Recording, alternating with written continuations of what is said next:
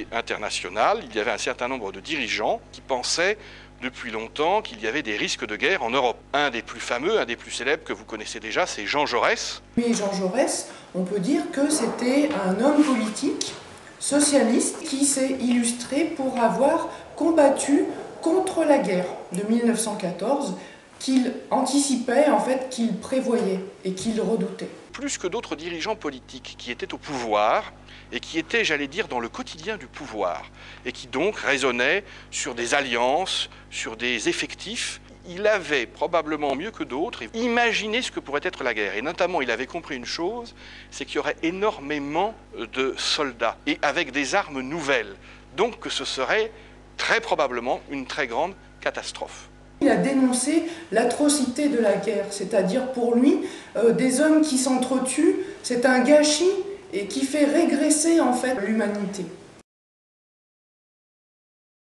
François Ferdinand est né en 1863, le 18 décembre. C'était un type qui appartenait plutôt au XVIIe ou XVIIIe siècle. Un homme un peu autocrate, absolutiste, qui s'est fait des ennemis tout le temps. Donc c'est quelqu'un qui était vraiment très spécial, mais il était un homme qui était le meilleur époux du monde. Il avait 3 enfants et on disait qu'il était le meilleur père du monde. Franz Ferdinand ist im Jahr 1914 zu diesem Zeitpunkt wahrscheinlichste Nachfolger auf dem Thron der österreich-ungarischen Monarchie im Fall eines Ablebens Franz Josef. Franz Ferdinand ist in seiner Funktion auch als Thronfolger, nicht zuletzt auch wegen des hohen Alters Kaiser Franz Josefs, Generalinspekteur der gesamten bewaffneten Macht. Im Juni finden in Bosnien große Militärmanöver statt, denen er eben als Generalinspekteur beiwohnt. Also nach dem Abschluss der Manöver ist eben ein entsprechender Besuch von Franz Ferdinand, jetzt weniger in seiner Funktion als Generalinspekteur der Armee, sondern in seiner Funktion als Thronfolger, also als Vertreter des habsburgischen Erzhauses in der bosnischen Landeshauptstadt Sarajevo vorgesehen. Das Ganze ist von vornherein nicht unbedingt unter einem guten Stern, denn der 28. Juni ist bekannt der sogenannte Vidovdan-Tag, also der Tag der serbischen Niederlage auf dem Amselfeld gegen das Osmanische Reich, also noch weit im Mittelalter. Und vorgesehen ist im Wesentlichen eine Fahrt in einer Autokolonne, also mit mehreren offenen Autos durch die Stadt, ein Besuch im Rathaus, also ein offizieller Empfang beim Bürgermeister in Anwesenheit des bosnischen Landeskommandanten Feldzeugmeister Potjorek und anschließend wiederum eine Fahrt zurück und anschließend Abreise mit dem Zug nach Hause. Le 28 juin, alors c'était une date très mal choisie. Et pourquoi aussi ici, près de la frontière de la Serbie, ça parlait déjà qu'une guerre se préparait. Gavrilo Princip est né donc en 1894, le 28 juin 1914, il n'avait pas encore 20 ans. Il est né dans un petit village près de la Croatie, il est né dans un village pauvre et ça l'a profondément marqué. Cette pauvreté de la population paysanne de Bosnie-Herzégovine a tout simplement créé en lui un homme qui ne veut pas se contenter de ce qu'il voit, il ne veut pas être calme devant les souffrances de son peuple. Parce que grâce au progrès économique de l'Autriche-Hongrie, il y avait quand même une classe des gens qui étaient satisfaits, mais pas cette génération, surtout dont appartenait Gavrilo Princip. C'est un jeune garçon très sensible à la justice, à la liberté et justice sociale aussi. Die Gruppe, die eben dieses Attentat verüben möchte, ist eine Gruppe junger Nationalisten, also österreichischer Staatsbürger serbischer Nationalität, die sich Jung Bosnien nennt. Il faut savoir que Princip a été formé et entraîné par l'armée serbe, que les armes ont été données par l'armée serbe. Ils étaient à Belgrade, ils ont franchi la frontière avec l'aide des douaniers. Et il y avait une équipe de clandestins à Sarajevo pour les accueillir. Ils étaient d'ailleurs 5, c'était un commando, ce n'était pas un individu isolé. Le chef des services secrets était certainement au courant. Et il y a des Serbes qui ont prévenu les Autrichiens en disant aux Autrichiens « méfiez-vous, il pourrait bien y avoir un attentat ». Cela dit, ils n'ont rien fait. Leurs mesures de sécurité étaient ridicules. Il est allé jusqu'à la gare de Sarajevo par le train spécial, où 6 voitures l'ont pris. Et il était dans la 3e voiture. Évidemment, la première voiture, c'est toujours la police, la sécurité. La deuxième, c'est le maire de Sarajevo. Et après, François Ferdinand, son épouse gracieuse Sophie. Et il passait lentement le long de la rivière de Sarajevo qui s'appelle Miljacka en cortège de voitures. Et puis à un moment, il y a un jeune qui était là, juste à côté, qui pose la question à un policier, il est où François Ferdinand? Dans quelle voiture? Et le policier lui dit dans la 3e. Et donc à ce moment-là, il prend une bombe, il jette la bombe et l'attentat a échoué. Et malheureusement, il y avait quelqu'un qui s'est blessé derrière parce que la bombe a explosé avant la 4e voiture. Et c'est comme ça qu'un commandant autrichien a été blessé. Il a continué sans beaucoup de soucis. Il a continué vers la mairie de Sarajevo où une grande réception a été préparée pour lui.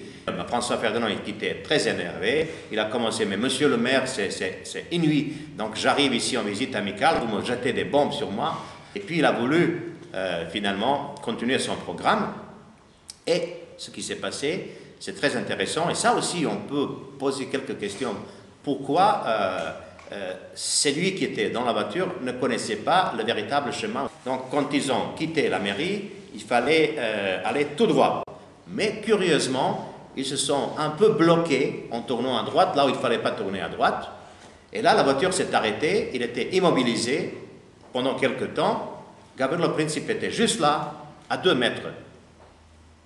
Et il a commis cet attentat avec une facilité incroyable. Il n'avait pas 20 ans quand il a commis l'attentat, il ne pouvait pas être tué, c'est-à-dire condamné à mort. Il a passé en prison presque 4 ans, dans des conditions horribles. Il était toujours attaché. Il est mort le 26 avril 1918.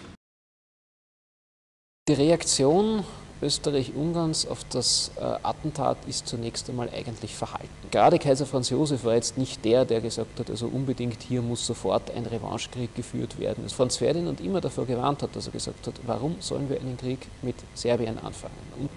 Denn wenn wir einen Krieg mit Serbien führen, haben wir einen Krieg mit Russland am Hals. Und ein Krieg mit Russland heißt nur, dass sich die Habsburger und die Romanows gegenseitig vom Thron schießen werden.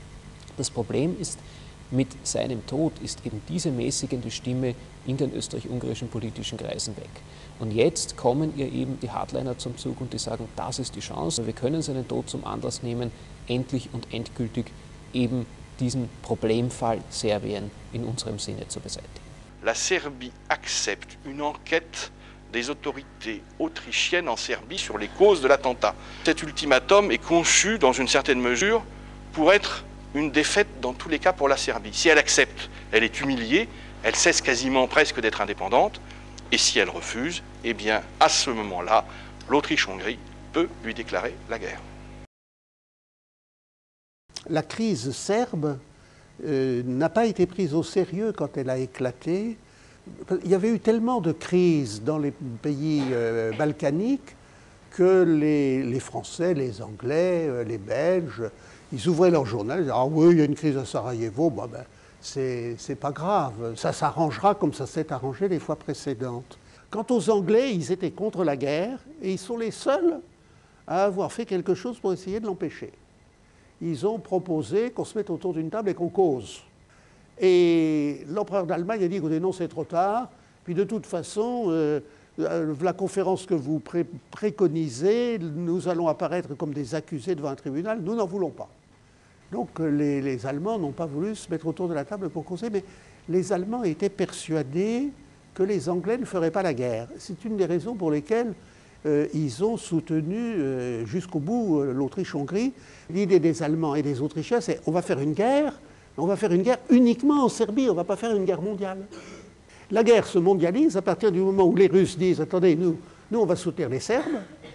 Et les Allemands disent aux Russes, écoutez, alors, si vous soutenez les Serbes, vous représentez une menace pour nous.